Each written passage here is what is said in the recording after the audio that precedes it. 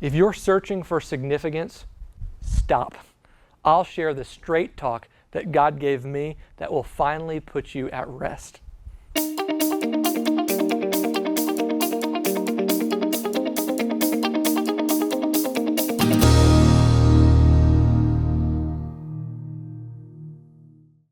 Why am I here? What is my purpose? These are what's known as two of the great philosophical worldview questions. And they're questions that we've all asked from time to time. On more than one occasion, I found myself on my knees begging God for the answers. And so have you, I'm sure. We all want to feel like we're consuming Earth's resources for a purpose. We all want to feel needed and significant. And so too often, we look for possessions and achievements and people to define our worth. So many of us live desperate for the arrival of a when. When I graduate, then I will have accomplished something. When I get married, then I will be complete. When I have children, then I'll have a legacy worth living for. When I get that promotion, then I will have arrived.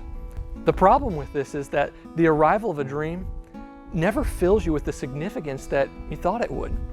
When you finally reached the level you worked so long for, then a new one is introduced. And like chasing after a dangling carrot, significance is always just out of reach, but never attained. And so the search just goes on and on. Now, you're looking at someone who's done this more than I wish to admit. I've been blessed with some great favor in my first few decades of life. But the excitement of shaking hands with famous political figures and a graduate degree and published articles in a book and TV appearances, each quickly faded and never gave me the sense of worth that I thought they would.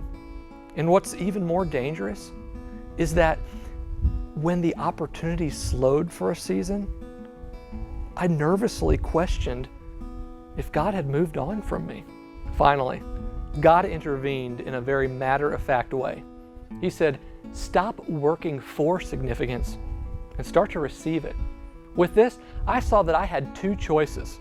I could continue the search for worth and achievements and in the eyes of other people, or I could start to see my worth in the eyes of the one who saw me worthy to lay down his life for.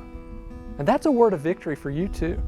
If you're on the exhausting search for significance, stop. Find it in what Jesus said. There is no greater love than to lay down one's life for your friends. You are my friend.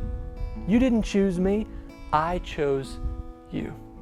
Check marks on your to-do list don't determine your value.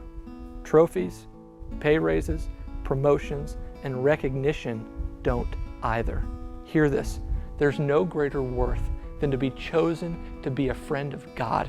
And amazingly, you didn't have to work to achieve it.